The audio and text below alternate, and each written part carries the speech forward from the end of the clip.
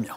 On en vient à l'actualité sur le continent africain avec ce score qui laisse peu de place au doute. Oui, absolument. En Guinée, Teodoro Obiang a été réélu sans surprise, il faut bien le dire, avec un score de 94,9% des voix.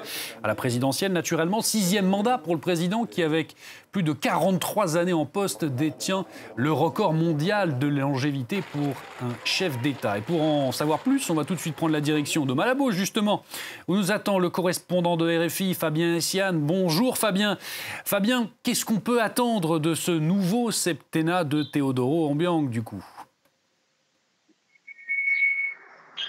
Alors, selon plusieurs sources proches du parti au pouvoir, Teodoro Obiang Mbasoa va sans aucun doute s'atteler à fédérer autour de lui les militants de son parti, le PDGE, le Parti démocratique de Guinée équatoriale. Une formation qui a connu ces derniers mois quelques tensions internes, ce qui avait d'ailleurs amené les militants de ce parti lors du dernier congrès il y a un an à le porter à la tête du parti, alors que plusieurs sources évoquaient un changement à la présidence du PDGE. Pour son nouveau mandat, donc, le président Obiang compte aussi mettre l'accent sur la rigueur et la gestion des fonds publics. Ça a été d'ailleurs l'un des thèmes de sa campagne, parce que le pays est entré dans une phase qui devrait lui permettre d'être autosuffisant d'ici à quelques années. C'est même cette raison qui aurait avancé cette élection d'un an pour justement limiter ce lié à la campagne.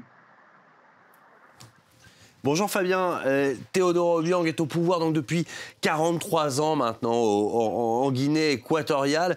Il y a des voix dans le pays pour dénoncer cette omniprésence et en même temps d'autres qui s'inquiètent d'un éventuel changement. Tout à fait. Les inquiétudes vont montrer ici. Alors que les Équatoriens guinéens, dont la majorité de la population est jeune et touchée par le chômage qui avoisine déjà les 10 ans, ce n'est pas tant l'élection en elle-même qui intéresse ici à Malabo.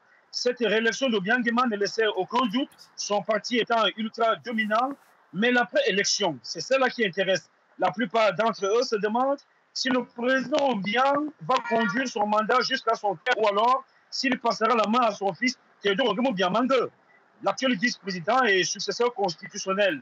Là est la grande inconnue et les supputations vont bon train ici à Malabo. Mais pour l'instant, nous a expliqué un cadre PDGE, l'heure est à la célébration de cette nouvelle victoire. Leur candidat s'était proposé, s'il était élu, d'en faire un pays émergent d'ici à 2035. Et il ajoute d'ailleurs, ce militant du parti au pouvoir ajoute que lorsque l'on fait un retour en arrière et que l'on regarde la Guinée équatoriale des années 60 à 70 et celle d'aujourd'hui, il n'y a pas de comparaison possible. Pour lui, le président Obiang tient ses promesses, a-t-il conclu. Et à ce moment, en ce jour, nous attendons la confirmation des résultats par le Conseil constitutionnel qui est prévu pour mercredi prochain.